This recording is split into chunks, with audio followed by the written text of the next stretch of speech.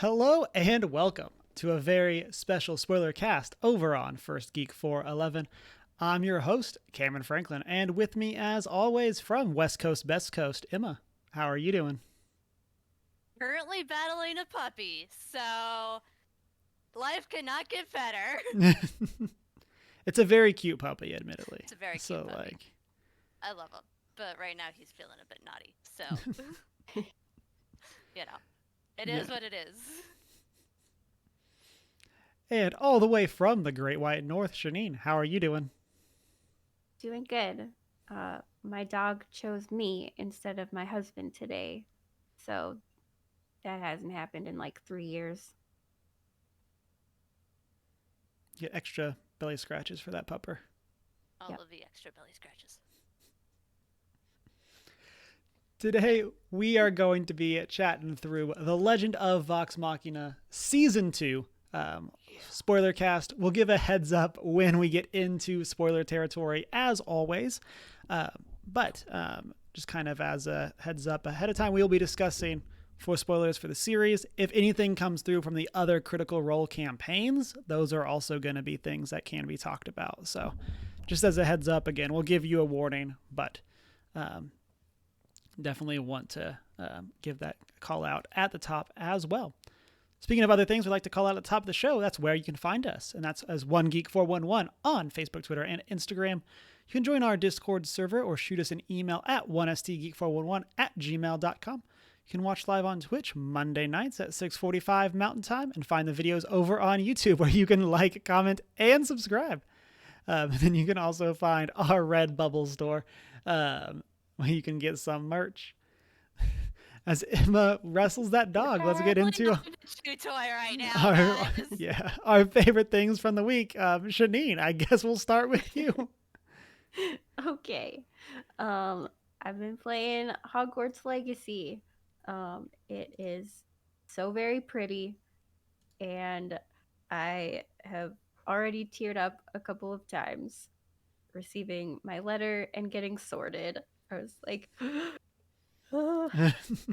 yep, it's fine. Yep, everything's okay. Stay calm. Everything is a-okay. I have not made it far at all. I haven't even completed my first quest yet, but there's so many things and it's so pretty and I'm going everywhere. I've And been wanting to get it, but I can't afford it. So, you'll have to tell me how it is. will do. I assume, based on what you said, you haven't gotten the broom yet. No. Okay. I'm very curious to how that controls because it looks super cool from all the trailers and stuff that I've seen. But I've been burnt by flying mechanics in games before, and so kind of scared to how that actually handles. But I'll let you know. Yeah. So far no like wild mechanics with anything. Just certain buttons do certain spells. That's all I'm at so far. Um I also discovered that I have been sleeping on Dairy Girls. I started watching it and it is so dumb and so hilarious. what is this? I, It's I know nothing about this. it's a Netflix show about a group of teens in Ireland in the 90s. It is great Oh, and fabulous and the It best. is so hilarious. I am a little bit in love with Sister Michael. She just Yes. she's so good. Just, I mean, it's a great cast of characters in the grand scheme of things. Yeah. They're just a group of teens getting up to shenanigans I do like while shenanigans. Ireland's around them.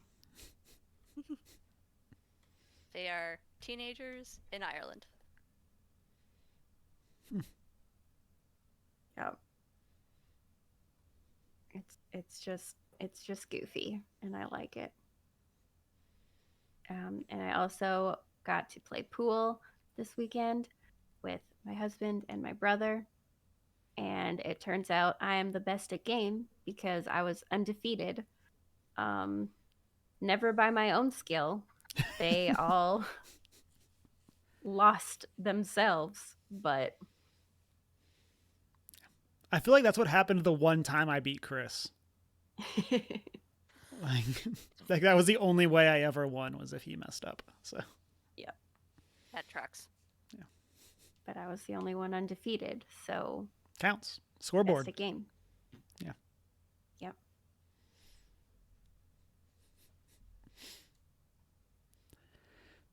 Emma, what have you been up to? Calm before the storm over here. It's going up and down, fighting the puppy. Oh, now you're gonna take a nap. He's finally settling down, which is good. My roommate is at work right now, so I'm hanging out with the dog and making sure he doesn't get into anything. This week I finally watched Black Panther 2: Wakanda Forever. Quite good. Apologies for the cough. Very much enjoyed it, and yeah, excited to see where it all goes. Blue people who hang out in the water. Yeah, Sounds they're, a lot like. turns out they're all over the place. Turns out they're in several universes. Yeah. What'd you think of Namor's feet feathers?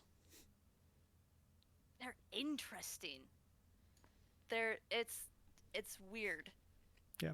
I don't know what the dog got into. They're but, so goofy and I love know, them. it's It's one of very those. goofy. It's like this is so. It was giving Hermes Greek god vibes, and I'm stealing the cheese wax from the dog because that's one thing I don't want you eating. They were very goofy and like definitely giving alternate origin story for Hermes. But I like that they're giving South America and Africa, or at least, granted those are continents and not countries, like their own sort of worlds, and like giving those cultures their own their own place in the universe, which is great. I have started yet another Subnautica Below Zero playthrough, to no one's surprise. I love those games, and they are how I de-stress. So, most people play Stardew Valley, or whatever the other one is, Animal Crossing. I play Subnautica, and been watching like several people here, The Last of Us and Vox Machina, and we're going to talk about that later, and the dog is getting into everything, of course. And I am just under halfway through the Mighty Nine campaign. Nice. So I'd say that's a good benchmark goal to celebrate. So that's what I've been up to. Nice. Aside from battling the dog with my battle wounds. Yeah, with your bare hands. For me, Emma talking about Black Panther 2 reminded me. We watched the Marvel Studios Assembled for Black Panther 2 over this past week. I really enjoy those. Are y'all big like behind the scenes persons? Like, or persons? People? I know, Emma, it's basically your job, but like, Yes, I am. I muted myself. No, you're good. This troublemaker is getting into trouble. So I really enjoy those as someone that like doesn't specifically have the desire to do all of the work that goes into that kind of stuff. I always think it's really interesting to see the amount of work that goes into like these like 20-30 second shots and just like all of the planning. We're also watching Light and Magic, which is another behind the scenes about the founding of ILM and kind of how they got their start and have pioneered a lot of special effects. And it kind of has some of that similar vibes of like, here's all these behind the scene things. Here's how this 20-second shot took us like 2 months of planning, or something like that, just to execute this one like little flyby of an X-Wing, like stuff like that. Or here's how we spent $1 million and half the special effects budget building the stuff to do the special effects, not actually shooting anything. And so stuff like that. And so I think it's always really cool to see those like behind the scenes things. And specifically for Black Panther, it was kind of interesting to see them doing their like actual underwater shoots and stuff like that. Because obviously that film, to Emma's reference from earlier, is not nearly as underwater and not nearly as blue people as Avatar 2, but it does have both of those things. And so it was kind of interesting to see them take that side of it as well. And then watching The Last of Us, man, I cannot wait for us to do our spoiler cast on that once it wraps. I say this every week, but I've been loving that show. Forward to it. Oh, it's so good. This week's episode was fantastic. I feel like the majority of episodes that we have watched so far have left me saying this show can't get better, or it can't be a better adaptation.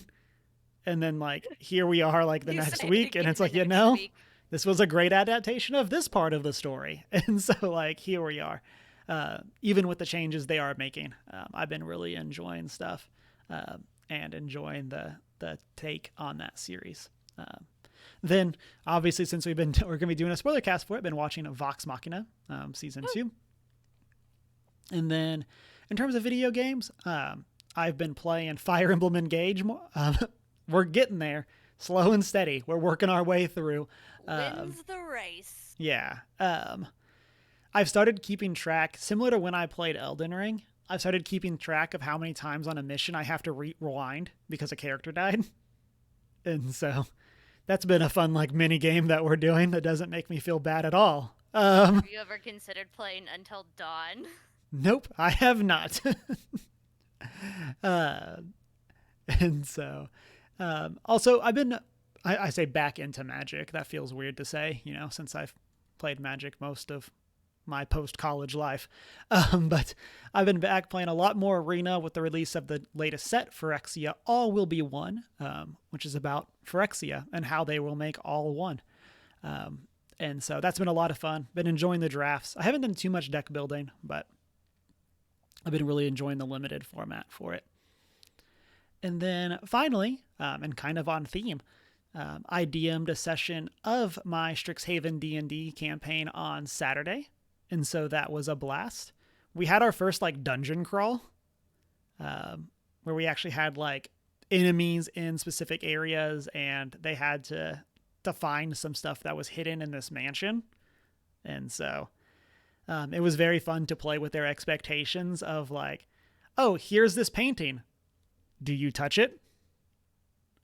Well, like you walk in this room. What do you do? Are you sure you want to do that? Like that kind of stuff. And it was also, of course, like knowing where the monsters actually were. It was very fun to be like, oh, I know there's nothing in this room, but like, it's like roll your perception.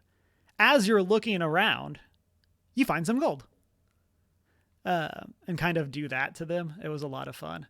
And then afterwards, it ended up being that because they had a rough idea where they needed to go in the mansion.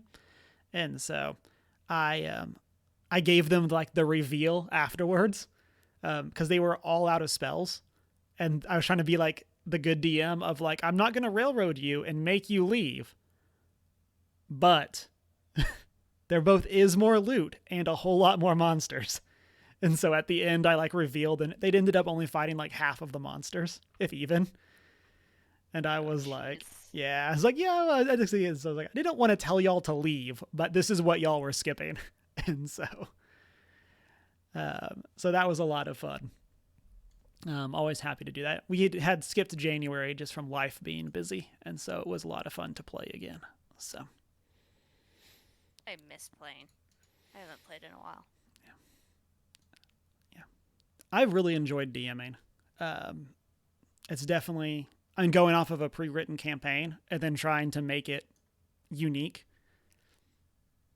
and kind of trying to like, when like the campaign is lacking, trying to give characters better motivations, like trying to make it so that it feels a bit more like from my version of it, rather than just trying to be like, and you go here for fun.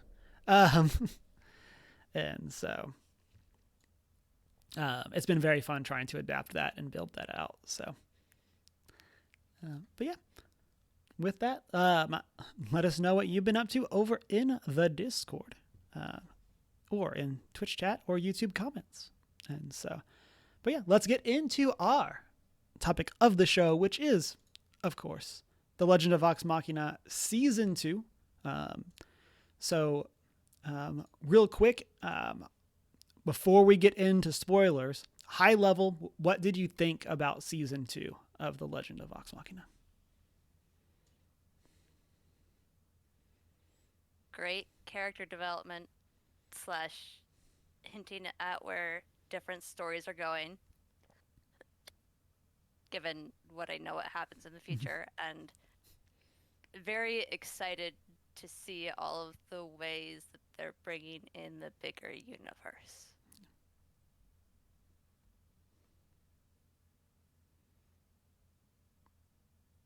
I liked it. I also enjoyed it. Super fun.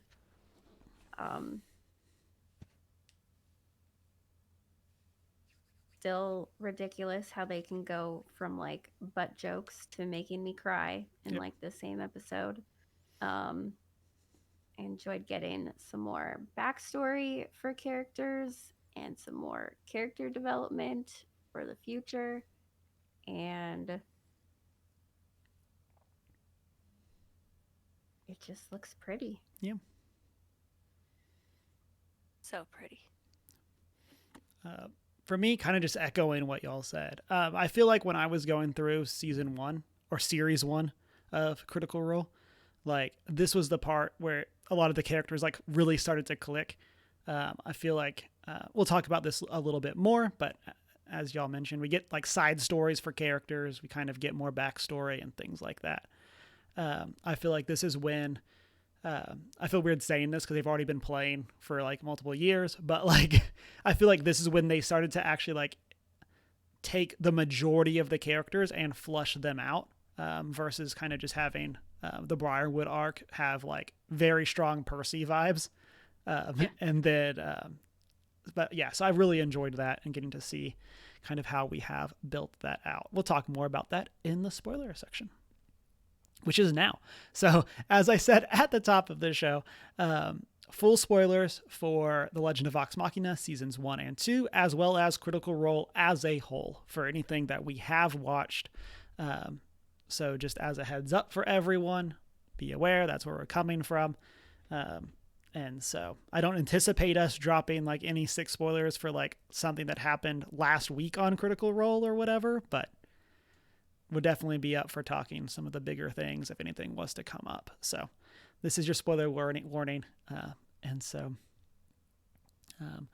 with that, I do want to know, so this is the first question I have in here, and I kind of want to explain my reasoning for having this here. And so we've talked about this a few times, but what is your experience with Critical Role? And the reason I ask this is because I did not realize how much I had forgotten. Like, it's been so long since I like went through series 1 that like there's a lot of stuff in this that like I really just remembered the high points. And I remember like seeing people talk about how like, oh, stuff has changed. I'm like, okay. Like, so like in that like kind of that mindset, what is your experience with Critical Role? Campaign 1 was 2/3 of my year last year, Cameron, so I forgot none of it. Yeah, say you're way fresher than I am, like, considering I went through in 2016, 2017. Was when I binged it all and like got caught up and watched it pretty much as it was going. Yeah. Or as like series 1 was finishing. So in the grand scheme of things, I'm much newer to the group as a whole, and just watching everything than a lot of people. But it has been a lot of my entertainment over the past a little over a year now, and it's been a lot of fun.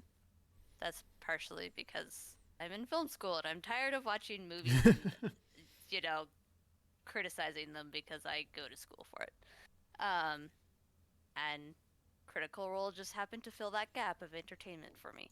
Um, and yeah, it's a lot of fun. And apologies, and it's gotten me into D&D a whole lot more recently, and just gotten me more excited about the game.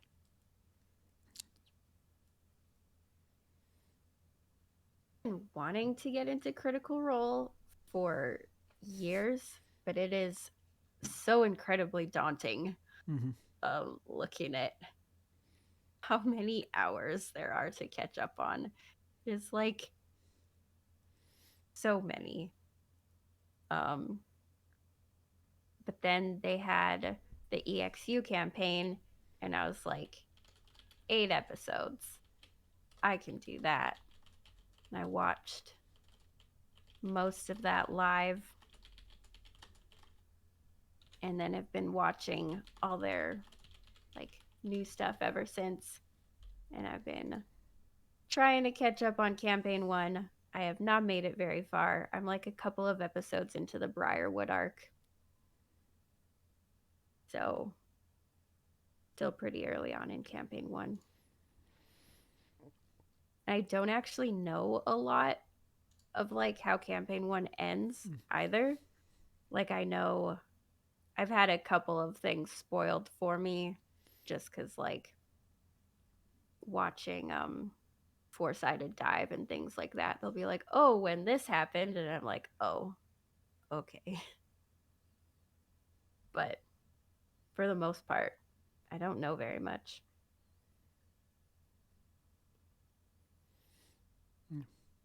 I just did a quick Google, and this is from February of last year.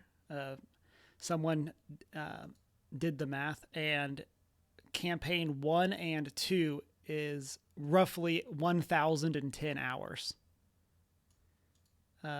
for those episodes. And so with a total of about 270 episodes. So that's... End to end, that is 42 days. If you were to play it end to end without stopping.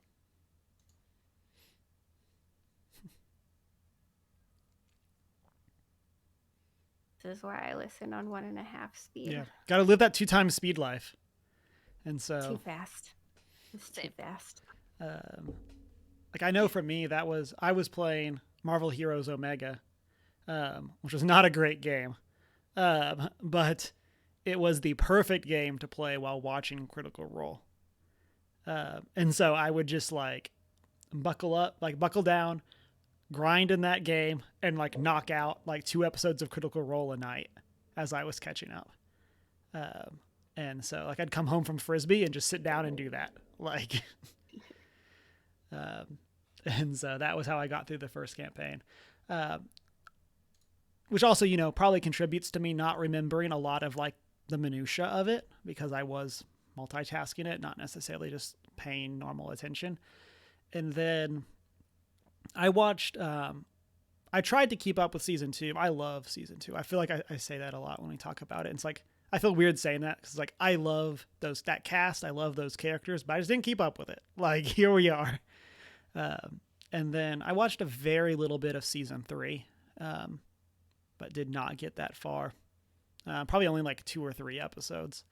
And so, but with that, it's one of those things I've always loved what they're doing. And I said this last week as we talked about Vox Machina, I talked about Mighty Nine getting their show. Like the fact that we can take those campaigns and boil them down into like more digestible series, I think is super cool. Obviously, you lose a little bit of the heart when you do that because so much of Critical Role is their interactions and seeing them. But it's also great to not have Ashley Johnson gone for half the campaign. And so that's also a plus. So with that, kind of going back to our initial question, but now with spoilers, what are your thoughts on season 2 as a whole? How do you think it compared to season 1? What are things about it that you loved or didn't love?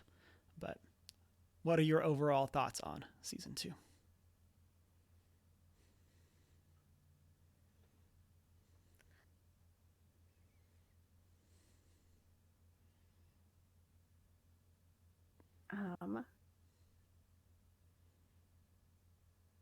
No, I think it was fun getting to dive into a lot more of the Vox Machina characters. It's like you mentioned, we got a lot of Percy in season 1, which I enjoyed, but it was fun getting to like dive into more of them this season. The twins, Mm-hmm. Yes. with Troy Baker make an appearance as the dads. Or the Oh, dad. I did Fun not realize fact. that. Yeah. I mean, I'm not surprised Troy Baker is in it, but I did not realize that that was him. I was gonna say, if you were surprised, then fun fact: he and his wife are really good friends with Travis and Laura. I feel like I knew that. Yeah. But yeah, I did not know that he was actually in it. Yeah. I tend to follow what actors are in things because it's kind of part of my life. Mm-hmm. But yeah, I really enjoyed kind of like what Shanine said, like getting to see more of the other characters taking on roles. Scanlan meeting Kaylee and that whole thing of realizing he had a child. Given that Scanlan is stereotypical bard, to put it nicely, and dealing with the consequences of his actions. But then also on the flip side, not feeling like he's valued as a member of the party. So I like that whole setup that's coming for when he decides to leave.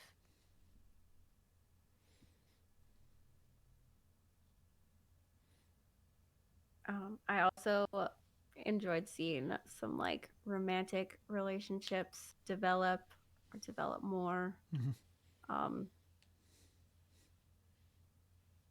Because like, yeah, we're doing spoilers for the campaigns we've seen as well. Seeing Vox Machina in campaign 3, some of their end storylines have obviously been spoiled for me, but like, yes, seeing like Percy and Vex, I'm just like, oh, you guys, you're so cute. And I don't know, I'm just Keyleth and Vax. I love it, but it stresses me out. Yeah. I love the development of self-confidence in Keyleth. Yeah. Yes. And then like those little moments between Scanlan and Pike. Mm-hmm. They're like the gnomes. They're just adorable.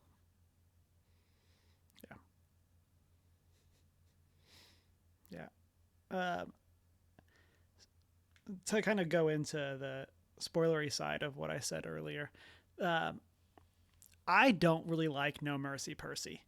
Like, I know it's like the meme of the character, but like to me, that's like my least favorite arc for him.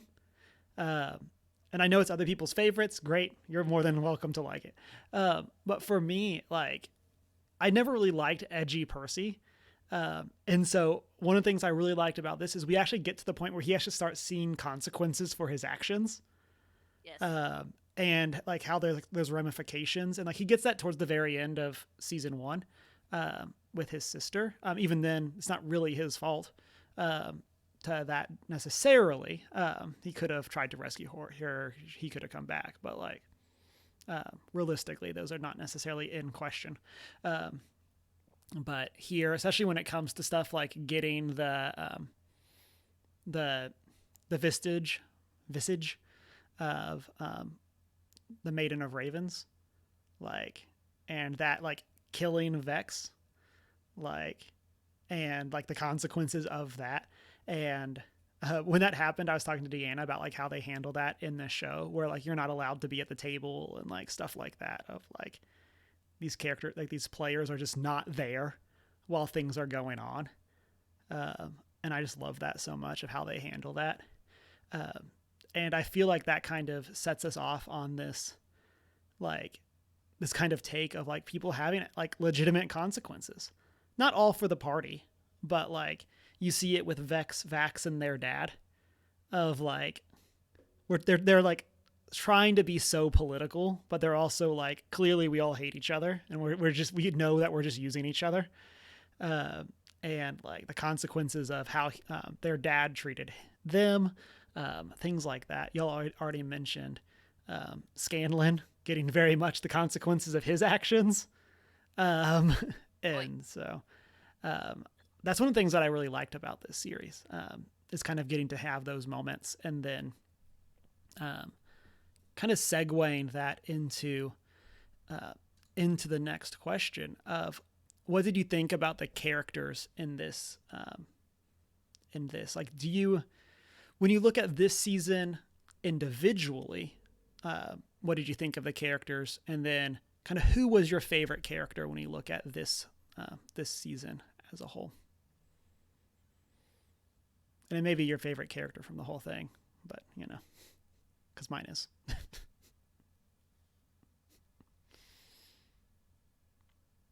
So hard to pick a favorite. I am a big Keyleth fan. Don't mind the garbage can. Yeah.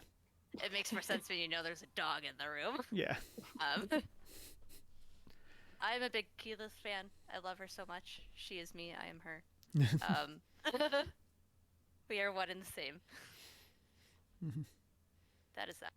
Yeah. One of the things I think. Go hide the garbage can now. Yeah, you're good. One of the things that I love about Keyleth specifically about in this series is that we get to see her as like arguably the most powerful member of Vox Machina. Like, and then we see this a little bit once they actually do their one-on-ones, like once they do their battle royales. But like Keyleth, like power level wise, is way above everyone else. Like, and it's so interesting to see how well like that is played and things like that. Like how well Marisha brought that to life as this like kind of scared person trying to do magic, but like has all of this power within her. She's also the Avatar. But, I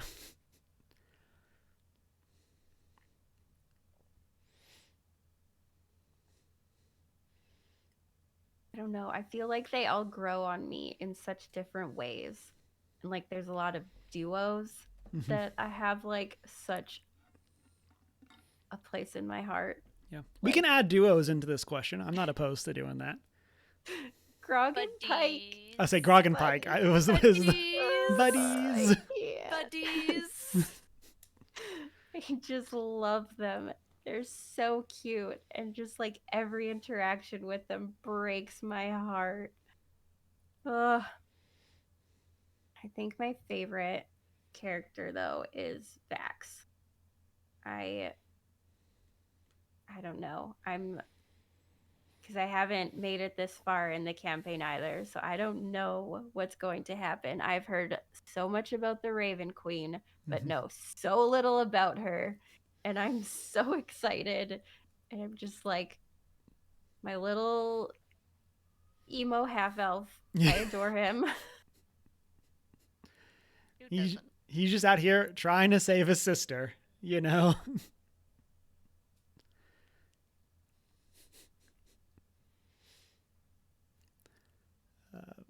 So for me, this is going to come as like no surprise, but I love Grog. Like Grog is my MVP, and and almost for like the inverse reason of Keyleth, like obviously Grog has some like way over the top like barbarian rage moments, but on the scale of the show, Grog is like the most normal person. Like he's just strong, like, and like versus you have Percy that's like this insane inventor, especially with like in a world that he's really the only gunslinger, like, and he's just like making all of these weapons, and like he's just like in a almost like Tony Stark in that way. And then you have all of the other characters that are these like insane over the top. I just love Grog as he's just like, what am I doing? I'm punching stuff. Like, I also just like love the way Travis plays Grog. Like, I know I've said before that one of the things that is interesting about campaign 1 is every character is kind of playing the stereotypical what is this class, and they just crank it to 11 in the best way possible. And I just love Grog as the most barbarian-y barbarian that has ever existed. And I love all of that. Favorite pair? I mean, I love Grog and Pike. This again, my favorite character is Grog, and one of the biggest things that I didn't like about season 1 is that Ashley Johnson is gone for so much of it. So here we are with Ashley Johnson able to be there and Grog, and so no complaints there. Although I am hoping for some really good Grog Scanlan time later on, because some of my favorite like individual moments are the Grog Scanlan interactions. And so there's some specific ones. I don't remember where they are like in terms of what's gone on, but there are some specific ones I'm really hoping will show up. And when it comes to the two of them.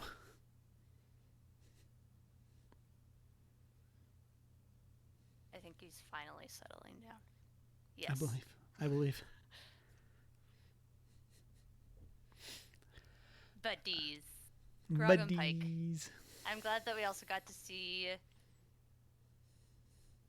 Pike's granddad, whatever his name is, and that whole like sort of mini arc with Grog, sort of, and that interaction with him.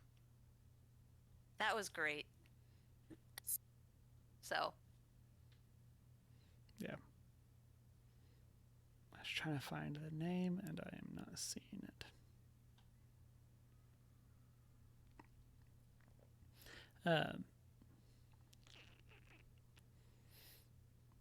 What did y'all think of the villains of this?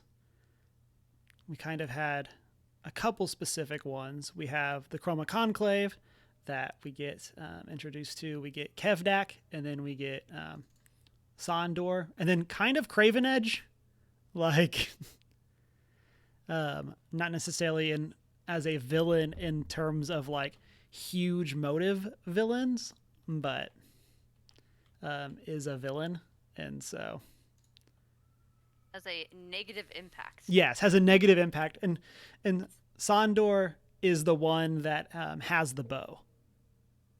Just for context, I don't know if they actually had to like look up his name, and so he's the one in the bog in the Feywild, and so. But I don't know if they actually like said his name much during the show itself. But what did y'all think of those villains?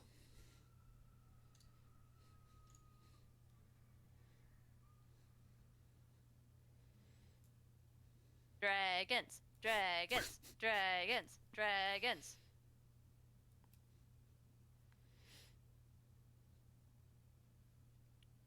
I mean, yes, the dragons are fun as dragons. I didn't find them like particularly compelling villains, but I think they're more meant to be like a terrifying force. Yeah. Anyways, so they were good for that.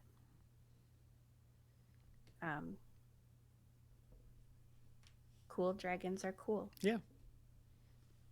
You know?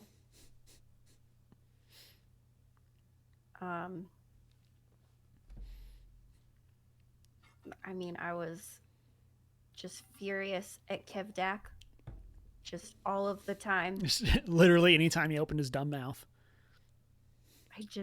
How dare you? How dare you speak to Grog that way? Yeah. Grog just needed a hug, and instead you are mean. Yes.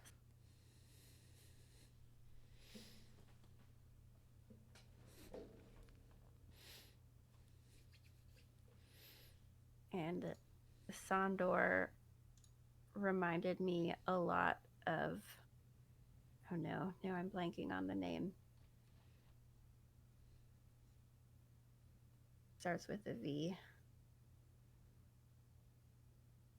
From D&D and also Stranger Things. Oh, Vecna. Vecna. It's like knew I would get there eventually. Very Vecna-y. Mm-hmm. Yeah. Especially with like the way he comes down and everything. I'm like, yeah. He was there very briefly. Yeah. But I kind of liked him. In like a creepy Mm-hmm.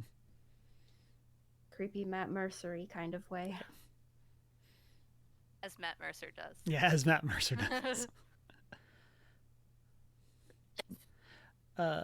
For me, kind of going to Shanine, what you just said, one of the things that I love about the Chroma Conclave is that they are just like they are a defeatable enemy, but at the same time, they just feel so like leagues above everything else.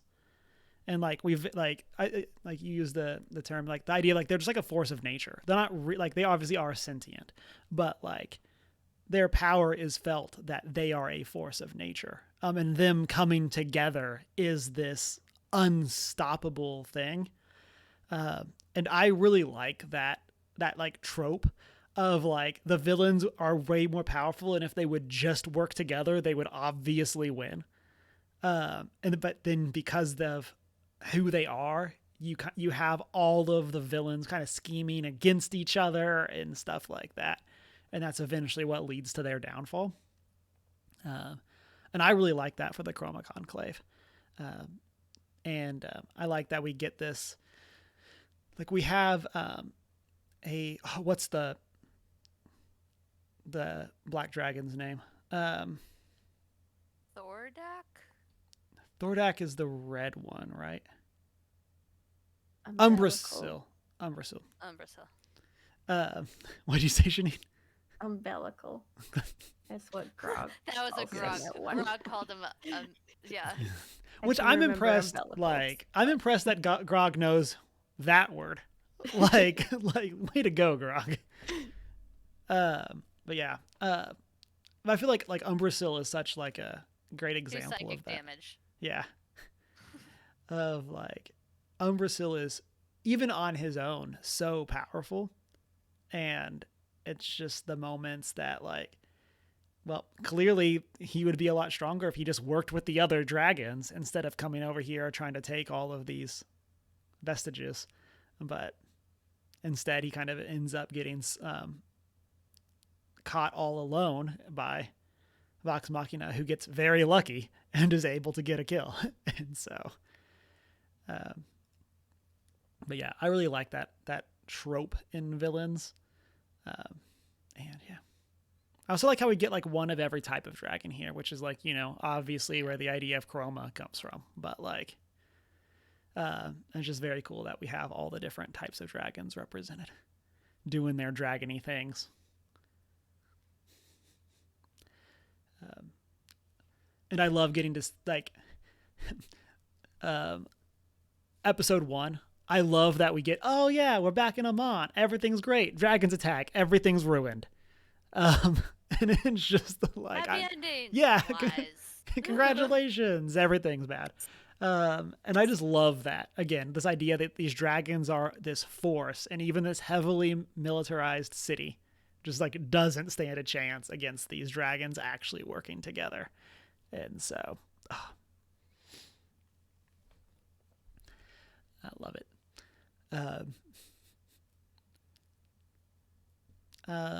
Then yeah, Shanine, as you said, Kevdak, I just want to punch him in his face, which obviously wouldn't do much because, you know, like here we are. But that's the thought that counts. And yeah, I also feel like Kevdak just needs a hug, you know, maybe like some nice soup. And then Poor guy just needs a bowl of soup. yeah, he just needs a friend. And so, but he punched all of his friends. Now everyone is scared of him, but no one wants to be his friend.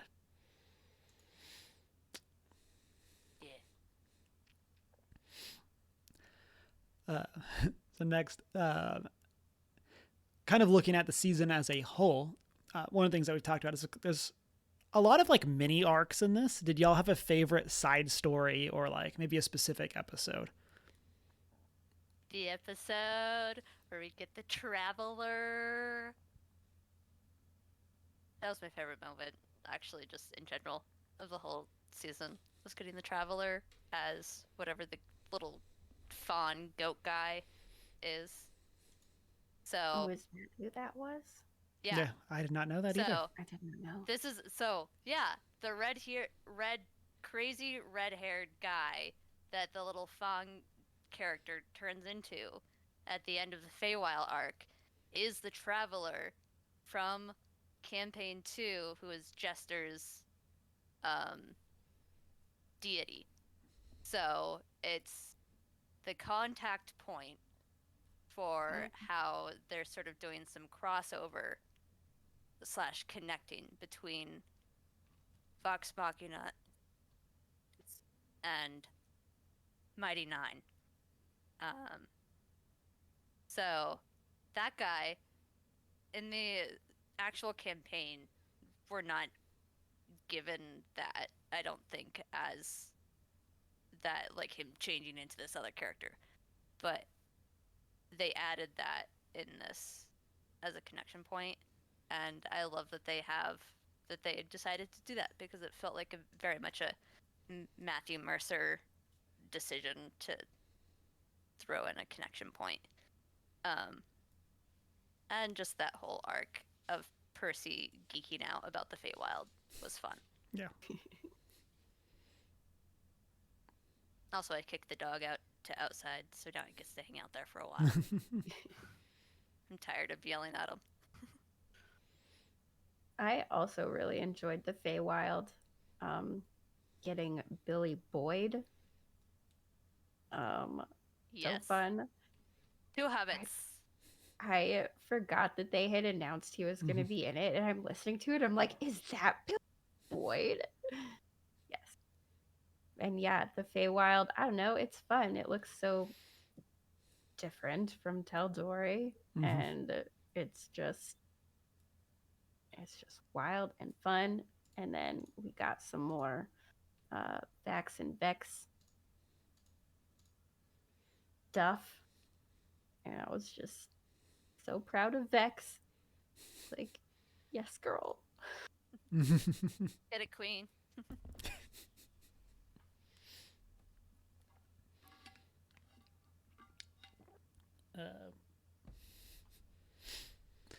I really liked that we get to see Keyleth go through her like Aramente, and that, I mean, again, she's the Avatar, but like I like that we get to see her get this like fire spirit. I don't know if it's technically a wild shape, but like wild shape thing going on, and like I thought that was super cool. I like that it keeps showing up too. That it's one of those things. It's not just like a one-time power up, but like she like has this ability now going forward. I thought that was super cool, and kind of to y'all's point, I love the Feywild just because it's one of those things that like, what is it about? Whatever you want it to be. Like, it's so easy to just be like, this section is wild and over the top, and I love it, and it's just so easy to have something like that be like crazy in the best way possible. And so getting to see that, I think, is super cool. Yeah. Oh, about the Aramente as well. I liked how they like wove it into the storyline in the TV show, because in the campaign, it was just like a random one-off episode, unconnected to like anything else. It's just like, and now we're going to do the Aramente, and now here we go doing something else. And this was like relevant, and like the story directed her there instead of it feels like less of a side quest. Like, it's still, it has such a more important value, and so I love that. And again, I love that we get to see Keyleth power up. And I feel like it's one of those classic things of like the medium dictates the type of story you can tell. Of like, I don't remember a lot of that campaign 1 stuff, but it's like, oh, did we have to do this side quest because someone wasn't there? Like that kind of thing. Is this the type of thing where it's like, because I forget, was it when Laura had her kid?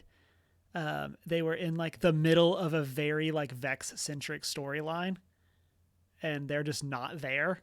And you're muted, Emma. Thanks. I thought that was campaign 2. Maybe it is campaign 2, and that's what think I'm that's remembering campaign something 2, there. when she had, whatever his name is. I think that was towards the start of campaign 2.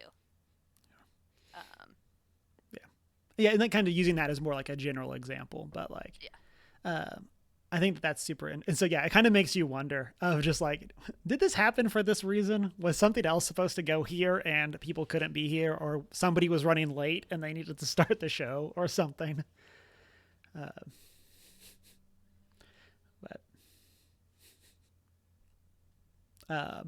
What did y'all think about the vestiges that we got to see? We got Myth Carver, the Raven, the what's it actually called? I just call it the Raven armor. Yeah. And so I cannot remember the actual name of it. We got the bow, and then we got the Titan Stone knuckles. What did y'all think of those? I think I said this last week, but I find it hilarious that Umbercell getting the sword was basically Matt's revenge against Sam for not using it during the campaign, and that just cracks me up. And I think it's fun to see these characters getting something that like correlates with their abilities. For this kind of what you were saying earlier, Cameron, this fight against these dragons that are like so much more strong together. And it's cool to see them play out in this format rather than just like, I mean, it's fun to see them play out in the actual Let's Play as well, but getting to see them physically play out in the animated show, and how they impact the development of their associated characters. Mm-hmm. So like Vax's whole thing about coming to terms with the deal that he's made, then giving him wings or whatever. Mm-hmm. So, and the armor is called the Deathwalker's Ward. Yeah, I finally found it on the list. And then Fenthris is the bow. I could not remember the names quickly, and so we got there though while I was talking.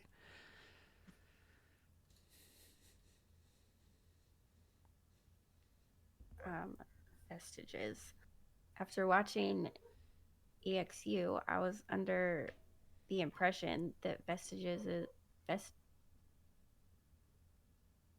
many vestiges. I don't know. Vestigii? That they were like rare, and now we just suddenly have 3 of them, and I was like, okay. And apparently Myth Carver just shows you where the other ones are. Like, just casually, here is our plot device. Like,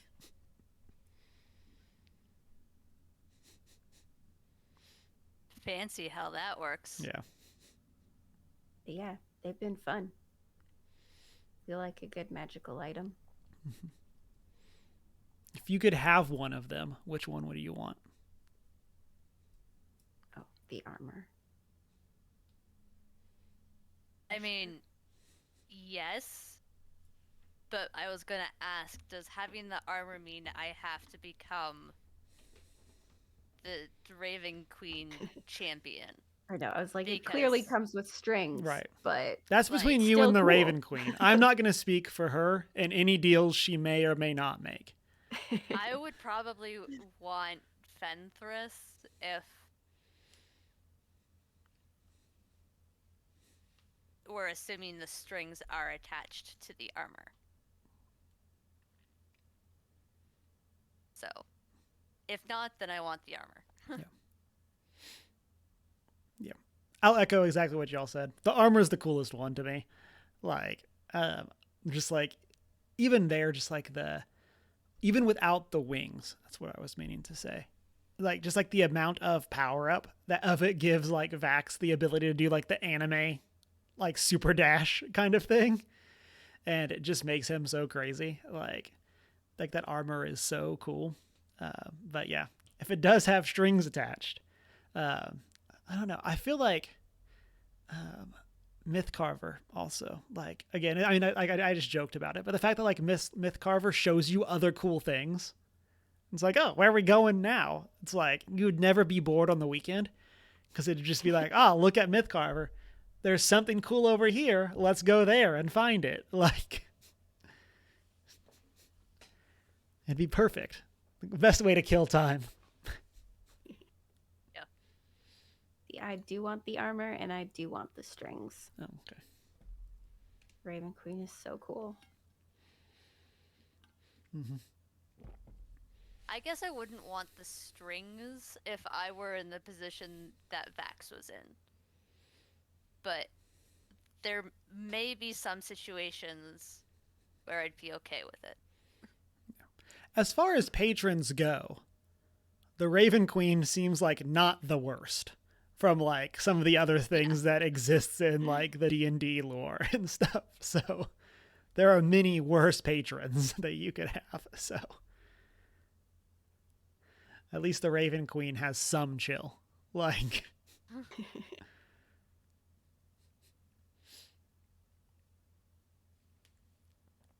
let's talk ending. What did y'all think about the very end of the season? We get the dragon egg teases, as well as Rayshawn's betrayal of the Chroma Conclave.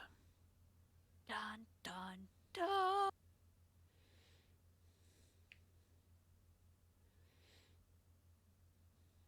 Exciting. Distrust. Distrust. Where is it gonna go? If only there was a several 100-hour campaign to watch to see where it goes. While we sit and wait for the rest of it to be made. I'm excited. I thought it was good and great and a great way to indicate the shifting of tides that are wobbly. the wobbly alliances. The wobbly alliances. The dog is finally out, so I'm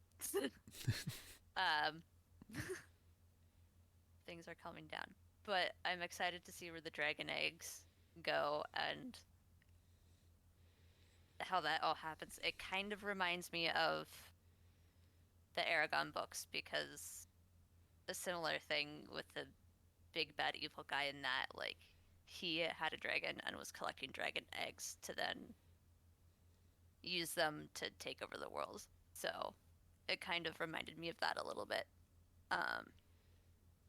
in a good way. And yeah, I'm just excited to see the whole thing play out going forwards.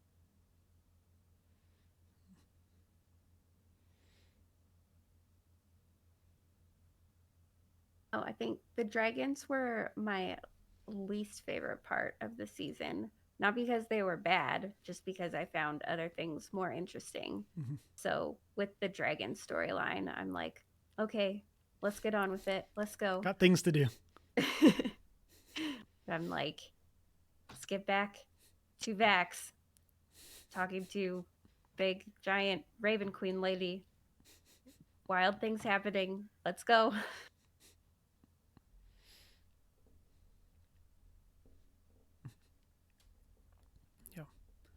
Uh, I like the dragon egg teases. Um, I mean, again, Shanine, I feel like you and I are kind of on the same page of like, I feel like the best parts about the dragon is that they warp the story around them, so like so many cool things happen. But and I feel like that's kind of the same thing with the dragon eggs. Like this is the type of thing where it's like, well, if this is going to, like, if there's gonna be this many eggs, they're all gonna be coming into the world. This is going to radically change things around them. And I kind of like with that idea of the dragons being like a force of nature. Like I like this idea of countries and all the alliances and all of these things have to shift around there now being a bunch more dragons in the world. Um, but then again, like that type of story is only as good as your characters that are around it. And so, um, and then for Rayshawn, that was one of the things I wasn't sure if I remembered correctly. Like that was one of the points that like the more that we got into the series, I was or like the season, I was like, doesn't one of the dragons betray the other ones? But like I didn't want to look it up. Yes. And then like we get that at the very end, and I'm like, okay. I was like, that seemed like a really big plot point that I would have not made up. And so I was really happy when You that did not make it yeah up. when we actually got that, and I was like, okay, not crazy. But again, this is another trope I like. I like the kind of what I was talking about earlier, the idea of like what's standing in the way of the villain succeeding, a different villain who's not on board with the plan, and I like this idea of them being out for either for seeing the consequences of what could come or just being like, you know what, I don't like the deal that I'm getting, like, so I'm going to do something about it. And so I like that a lot. And then I'm also a sucker for dragons shapeshifting into humans or like humanoid characters. I do think that that is always fun. And so, again, just kind of the like, you really want to mess with me kind of thing, because I'm a dragon. So, It's like the math dragons yes. Yeah, surprise. is Serafina. Yes, surprise. I like that just like I like this. But does it make any sense? Not really. But I'm all on board we're for just it. gonna kind of go with it anyway. Yeah. That's literally not how math works, but you know, we're in a world of magic, so we can't complain too much. Nope. So,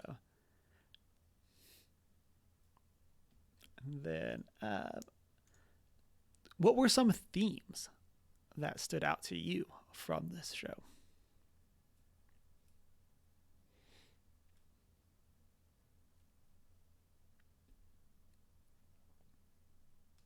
I think the theme Reevaluate. Go ahead. like the theme of fate, Mhm. and like either you can run from it or rise up to meet it. Um, yeah, I think we have a lot of that. Mhm. A lot of things happening to Vox Machina that they don't necessarily have a lot of control over, and they don't have to do anything about it, but they're heroes. Mhm.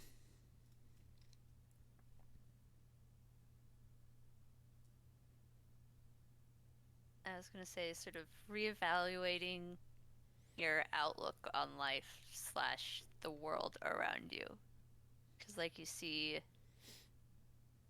Scanlan go through a thing like with realizing that Kaylee is his daughter, and the twins with and Vex especially with her relationship with her dad, and like just how you let your relationships with other people impact your view on the world and how you make decisions and behave and all of that, and how you don't necessarily need to let that control you. And you even see the later like impacts of, Percy with the gun, and that, like, him sort of readjusting in that worldview. So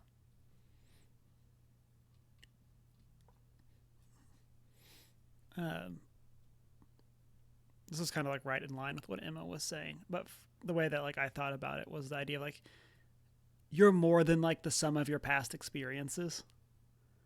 That like going back to what we talked about earlier with like Grog and Pike's great grandfather, great grandfather, two greats, and kind of that idea that like everything that Grog had been through up until that point is kill the small folk, and then we have this moment of clarity, for lack of a better word, where he kind of has to make this choice to stand against how he's been raised. And we kind of get that same idea through a lot of the other characters, twins especially, like that they are more than just their father's kids. They are their own. And then I had not thought about this until Shanine, you were talking, but one of the other things that kind of stood out to me theme wise is that like fate as a good thing. Like in there's a lot of like begrudging fate kind of things, but I really like this idea here of like, especially for Vax, once he starts to get it, it's like, oh, like fate being on our side is not necessarily a problem. And so I really like that idea as well.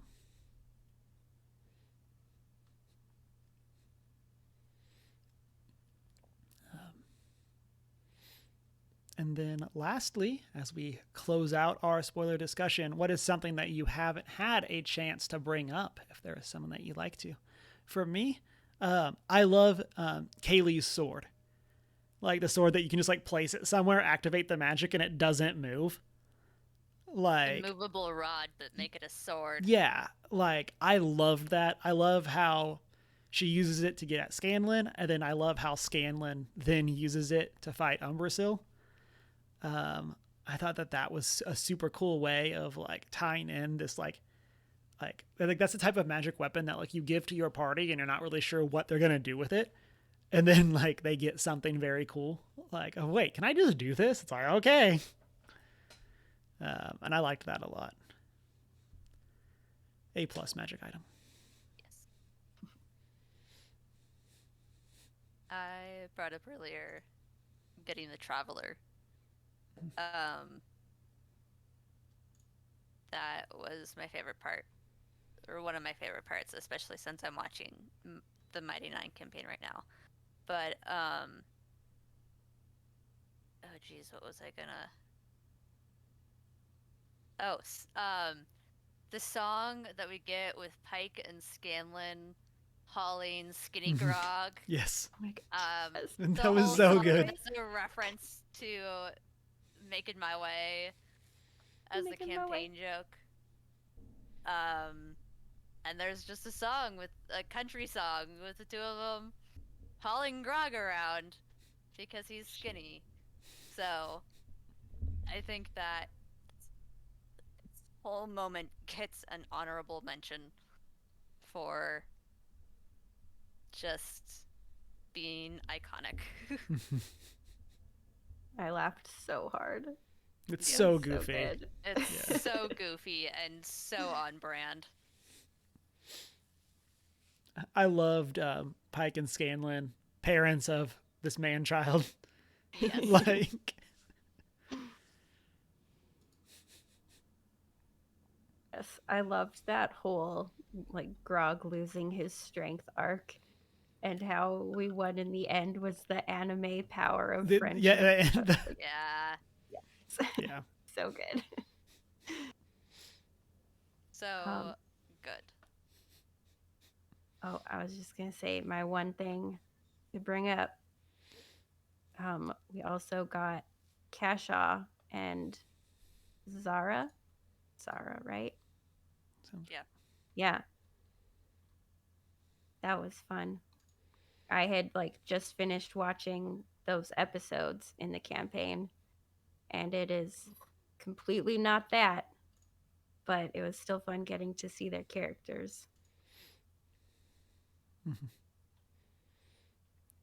Yeah. Absolutely. The Slayer's take as a whole was pretty cool.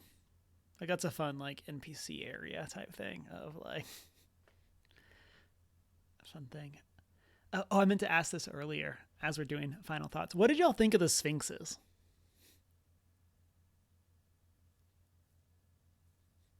Pretty cool. Yeah. I feel like they looked weird to me.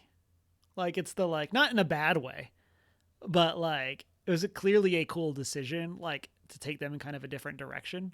But they were just like kind of on that line between like, is this a statue? Is this a Yeah. like a living being? It was Especially the first probably one. in part the character design combined with. So they used a different.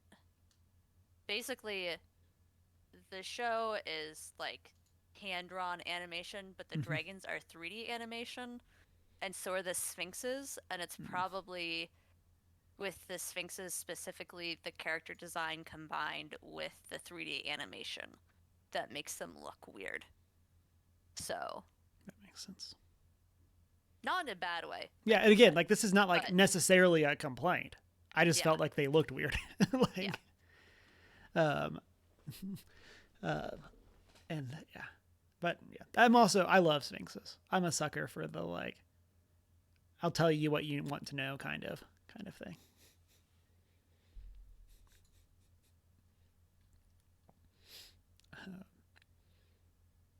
With that, let's go ahead and wrap up our spoiler discussion of The Legend of Vox Machina Season 2. We'll be back next week, potentially with another spoiler cast. ... We'll see. Of question mark? Maybe Ant-Man and the Wasp, Quantumania. Oh. So we'll see. See if people are able to go Maybe. and watch it. But My if sister's not, pregnant and due yeah. tomorrow, Oh, so well, you know, that does take priority. So that typically takes priority over watching a movie. yes. But we'll see. We'll come back next week, and then also next week we have our February book club because it's already almost the last Thursday of the month, and so, yeah, and How is so that possible? right. I was looking at that like I was like, wait, that is next week, right? Yeah, but yeah, the 23rd next week. In the Discord, No, I it's not. Next week is the 20th, and then the 27th. It's on a Sorry. Thursday. I am looking up Monday. yeah, My yeah, apologies. Yes, yeah. But yeah, I did am post not in the going Discord insane. the audiobook. I had mentioned this a previous week, but since we're doing Children of the Nameless, I did find a playlist on YouTube that is the audio for it. So if you would rather do that than read, that is an option that is there for you. I think there's 2 parts, and each part was like an hour and a half. And so pretty quick to get through if you would like to do that. And then, yeah, next Thursday we'll be back talking about it. So I am very excited to hear what y'all have to say. And so, but yeah, this has been First Geek 411. You can find us over on our social media, join our Discord server, shoot us an email, and then you can also find us on Redbubble, and then Monday nights on Twitch, and find the videos over on YouTube. And then if you would like, you can connect with us through our personal social media. Mine is Hugh Marwittel. Mine is I am not prepared with an I on all platforms. I'm the Hoot and Howl on Twitter and Hoot and Owl Tales, TALES on Instagram. And it's been a great week. At your dog. Read a book. I love you.